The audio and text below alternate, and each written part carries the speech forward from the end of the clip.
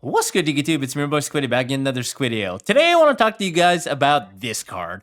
This card is a trap. Droll and Lockbird, I do not like this card. I see everyone main decking this card, or at the very least side decking it at regionals, locals, possibly even YCS as soon as the season kicks off in about a week time with YCS Vancouver.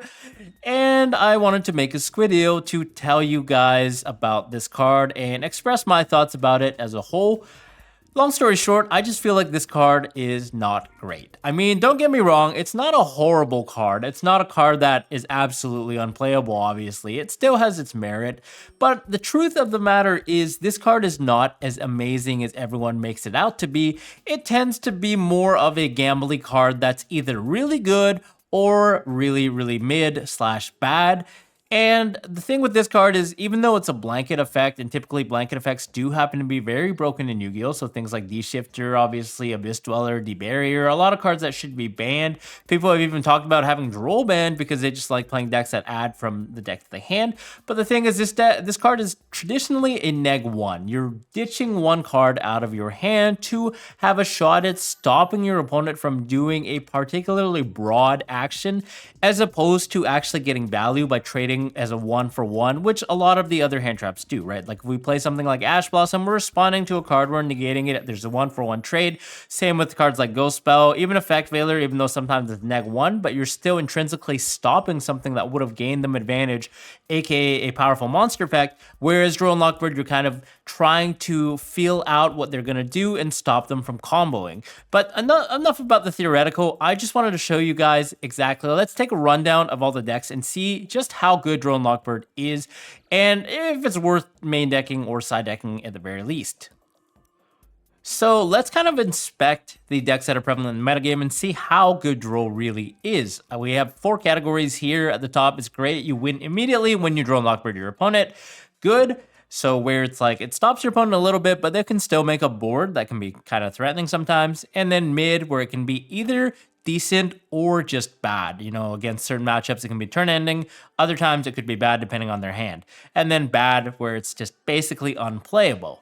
So let's start at the top, MANNADIUM. So everyone thinks that Droll is absolutely amazing where you actually win immediately, but that's actually not the case. This is like, it's good against the deck, but this is a weird situation where that deck can actually still make up board, especially if they're playing in a way that their first search allows them to get access to something like a Visa Starfrost, which means that they're able to use that level 6 body to leverage to still have rotation with their Visa's Astrolaud and still make things like Baron de Fleur and potentially another interruption as well. And they also play non-engine, right? Things like Triple Tactics Talent. They play things like sometimes some hand traps as well, infinite impermanence. So there's always a layer of protection that they have in addition to the Droll. Possibly they rip out a card out of your hand as well. So the truth is, Droll is not like amazing against them. It's decently good, I can't lie, but they can still make a board. So that's where that will lie for that deck.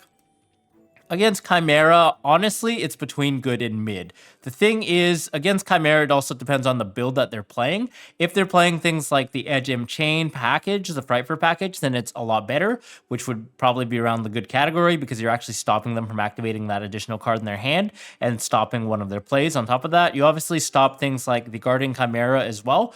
But if they're playing things like Pot of Prosperity and also playing Red Infusion or potentially other cards that can help them stabilize, because the deck plays a lot of hand traps and non-engine, it means that you're down a card and you have to still deal with what board they have. Like if the Chimera player is good and they're able to use Sword Knight before searching it off of Coatl, they still have access to basically their 1-card starter engine. So even though they're not going to be searching, they're still going to be able to reborn that Sword Knight. They're going to be able to rip a card out of your hand with the Chimera and also get the Chimera and Chimera Fusion in rotation. So honestly, it's between mid and good, to be honest. Like, I don't even know if Droll and Lockbird is a good card to side against this deck, especially if they're not playing the Frightfur stuff. Honestly, I would probably place it around mid for here, but if they are playing like some of the Frightfur, maybe it can be good, but it can be either turn ending or just bad, depending on their hand, depending on how they play their hand. So yeah, that's where Droll stands for that.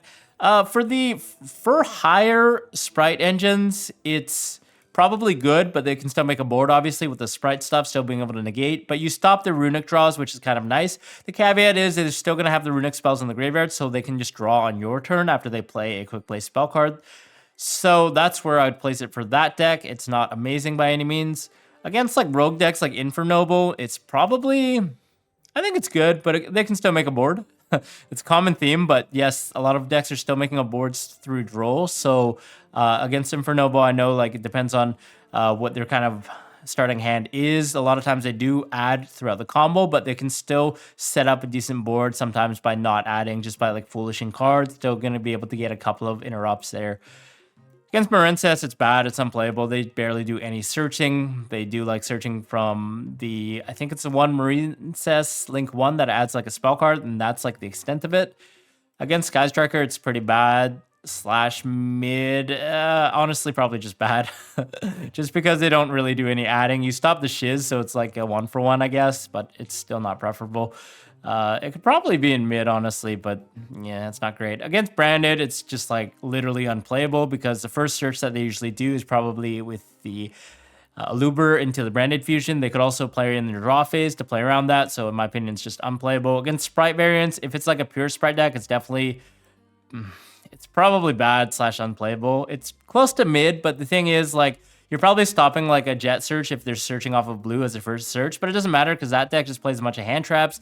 They're setting up red and carrot, so you're still gonna have to deal with that with the card down. So honestly, it's probably just bad. Against the Rise Heart decks, KASHTIRA, it's just honestly straight up a mid, okay? I know a lot of people said, oh, it's good against KASHTIRA, it ends their turn. Well, the truth is, it can end their turn, or it can be absolutely awful. KASHTIRA players that are good will play in a way that they use their first search to get something impactful. For example, they go like Fenrir and then normal summon Unicorn and then use Unicorn effect to add the Birth or the Theosis or vice versa, whichever they need to still establish the Rise Heart.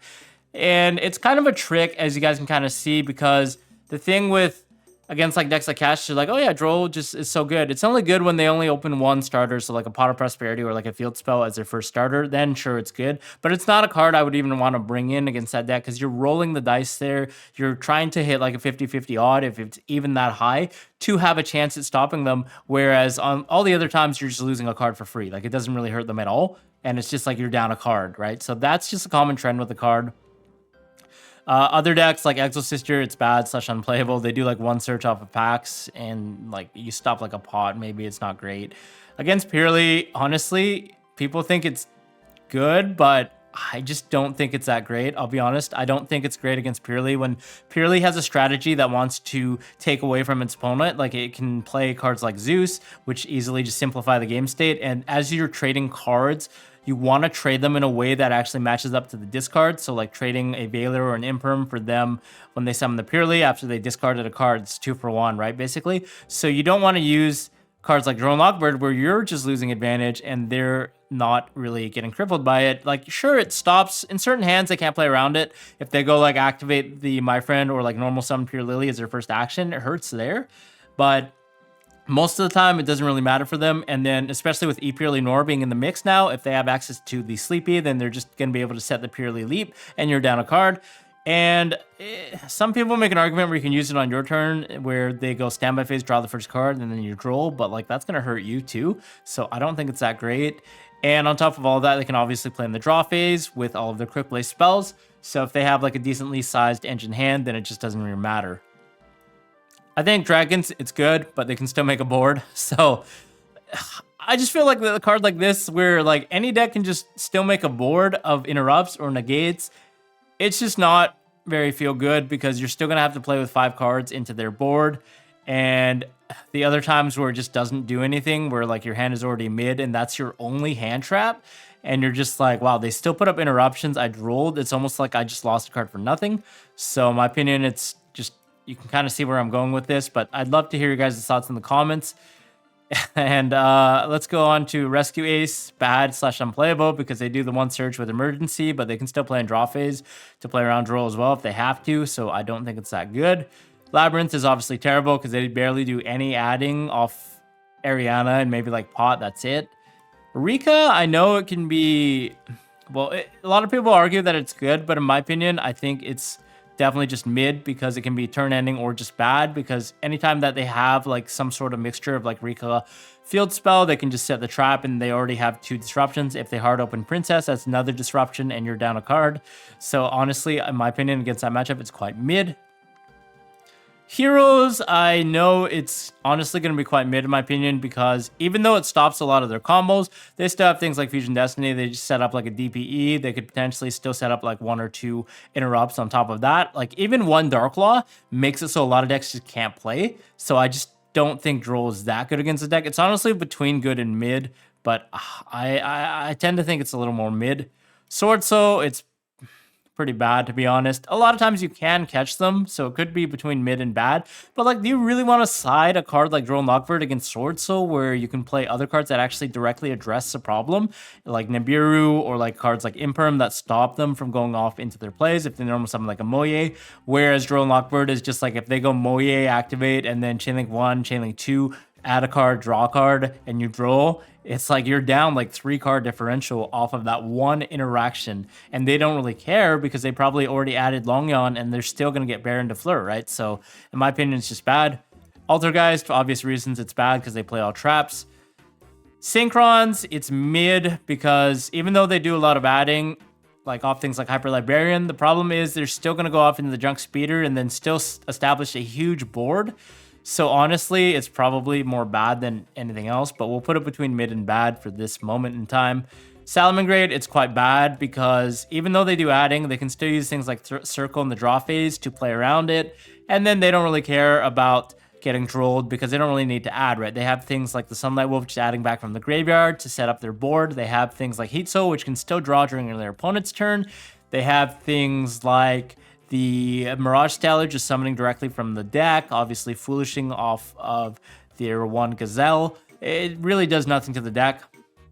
TEARLAMENTS, it's pretty bad as well. They do like maybe like 1 or 2 adds. Well, they do the add off the field spell. Sure, if you Droll them, it stops consecutive mills from adding, but it doesn't really matter. As long as they're able to fuse, you're still in a losing spot.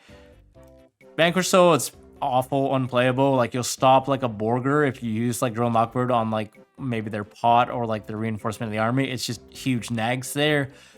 Actually, against Flunder, it's probably pretty good, to be honest.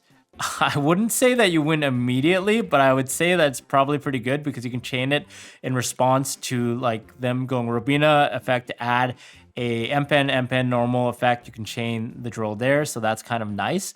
But it's not like it's totally amazing because if they're going first, they're probably playing oppressive trap cards. They're probably playing things like Featherstorm, maybe D-Barrier sided in. They're probably having like still a way to potentially make a board if they play around Droll, if their hand is like has enough engine to do so. So I don't think it's like you win immediately per se, but going first is probably a lot better because you're probably going to have a board. So with the Droll, it's probably a little better. Against Godpride Punk, it's pretty bad, to be honest, because they don't do much. Well, they do the adding off of like the E-Telly guy, but I don't think it's that detrimental to the deck. Like, they can still probably set up a potential 1 or 2 interruptions through the Gold Pride cards themselves. So it's probably just mid because they still do a little bit of adding. Against Unchained, it's basically unplayable because they don't do a lot of adding at all. They're just like summoning from deck. They're popping their own things. So Droll is just absolutely dead against that deck. And then against Dark World, it's great. You win immediately. So you guys can kind of see what I mean by this, okay? Like, look at how many decks it's mid/bad against. And the problem with mid is that you're taking a gamble. If you're going to play like a 12-round event, do you really want to take the gamble where this card can be absolutely bad? Like, you're really playing 3 cards in your deck that are just bad, that can potentially still lose you the game because your opponent's still going to be able to play and put up a board. And then you're just like, well, this sucks. This could have been like a better, higher impact 1-for-1 hand trap that could have potentially whittled down my opponent's board. And then on my turn, I can still play with the rest of our cards. We invested 1 card for 1 resource, whereas Droll doesn't necessarily do that against all of these decks in the mid column. And you can see how many decks it's absolutely bad against. Surprisingly, like Purrely, people are saying, oh, it's good against Purrely. Like, a lot of times they just pass. But the truth is, against a good Purrely player, it's not that good, guys. I always used to take this card out, even playing the mirror match. It was just horrible. Realizing even though Super Heavy Samurai back then was in the metagame, it probably still didn't justify it because the deck wasn't that oppressive. I think Droll is the type of card that we should only main deck in a metagame that's absolutely oppressive, where like the tier 1/1/1 deck, like the top tier 1 deck, is absolutely a deck that does so much adding, right? Then maybe we could consider main decking Droll. But anytime it's a diverse format where it's like, oh yeah, Droll is kind of good against these decks because they can be turn ending sometimes. It's mostly anecdotal evidence, and it's just, to be honest, I don't think it's good enough. I think we should play other cards that are more high impact that actually reduce the problem. And then you're probably making an argument, you're like, oh yeah, there's some decks that it's actually good against, but the truth is, like, it could be potentially even mid for some of these other decks. Like, even for higher and against INFERNOBLE, we could probably move this one into mid, because they're still going to have a hand of other cards. They're still going to be able to summon their Sprite engines to negate your monster effects, spells effects, traps effects. They still have like some of the RUNICK cards as well, which could potentially be set or activated if they already have the fountain. They can use the RUNICK spells in the draw phase to summon out the Hugin, and then they can dock the Drone Lockbird, which means they're still going to be able to play on your turn. So honestly, now that I think about it, this is probably just mid. Against INFERNOBLE, if they're doing everything right, they're still going to be able to establish a monster negate and potentially other interactions as well. So it's probably like good, but they can still make a board. So really, there's like 4 decks that it's really good against, but like, I'm sure I'm missing some other decks, but like, look at this. These decks are not tier 1 meta, right? Like INFERNOBLE and like MANNADIUM, not anyone's really playing this. This is not doing well at a regional level, so we can even scratch those out. Even just looking at, obviously Dark World, no one's playing that, so just disregard. Even just looking at like Dragon Link, which is obviously one of the most played, but they can still make a board. Even like a board of 2 disruptions, sometimes even 3 if their hand is like actually good. Then we're down to 5 cards, and a lot of times that's just not enough. Against the FLOOWANDEREEZE deck, it's not a really popular deck as well. So like, we can even scratch out these 3 decks, and it's just like good against like the one deck, really. And I know a lot of people are probably gonna roast me in the comments because they disagree, but I'd like to hear your guys' thoughts on this. I just feel like Drone Lockbird is such a low impact card. It's a tricky high impact card, but it's really just a trap, in my opinion, in a format that's as diverse as it currently is. Those 3 slots in your main deck or side deck could be used for something that's a lot better against the entire diversity of the meta, while actually contributing to your game plan, which is stopping your opponent from playing and taking a 1-for-1 at least on that trade. So yeah, those are my thoughts on Drone Lockbird. I thought I'd make this video just to see what people's thoughts were. Other than that, I'll see you guys in the next video. I'd love to hear your thoughts below. Yeah, bye-bye.